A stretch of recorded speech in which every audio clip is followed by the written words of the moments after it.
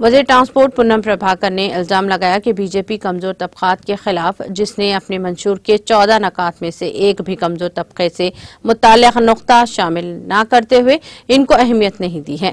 ये इंतहाई अफसोसनाक बात है कि कमजोर तबकात के वज़ीर आज़म होने का दावा करने वाले नरेंद्र मोदी ने कमजोर तबकात से मुताल्लिक़ 14 मौज़ूआत में से एक पर भी नुक्ता कमजोर तबकात से मुताल्लिक़ शामिल नहीं किया है। वज़ीर मौसूफ ने अपने वीडियो पैगाम में दावा किया है कि कांग्रेस पसमानदा तबकात के साथ खड़ी है और उन्होंने इल्जाम लगाया कि नरेंद्र मोदी की बीजेपी हुकूमत ताजरों की पार्टी के तौर पर काम करती है। अवाम को चाहिए कि वो बीजेपी के मंशूर और कांग्रेस के मंशूर का मुशाहिदा करते हुए मुनासिब फैसला करे। उन्होंने कहा कि कांग्रेस पार्टी तेलंगाना रियासत में जात का सर्वे करवाएगी।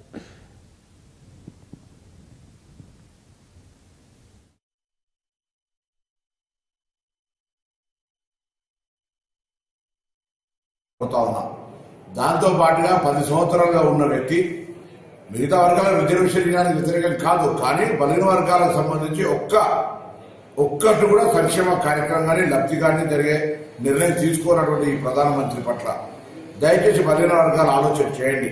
కులగణన సర్వే చేయడానికి కాంగ్రెస్ సిద్ధంగా ఉంటే దానికి సంబంధించి పాంచ్ న్యాయ లోపల కూడా అదొక అంశంగా పెట్టితే కూడా గతంలోనే ఆ అంశాన్ని వ్యతిరేకించే వ్యాపార వర్గాల పార్టీ అయిన భారతీయ జనతా పార్టీ సుప్రీంకోర్టులో అఫిడవిట్ ఇచ్చి ఈ యొక్క కుల గణనకు వ్యతిరేకంగా నిర్ణయం తీసుకుంది.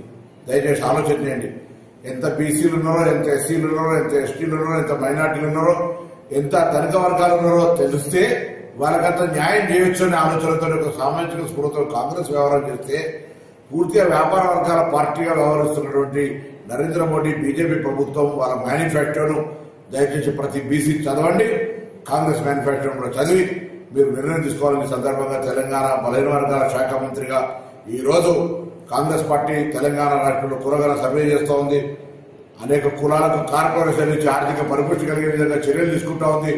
భవిష్యత్తులో బలహీన వర్గాలకు న్యాయం చేసే విధంగా బిడ్డ మీ పక్షాన్ని నిల్చుంటాడు.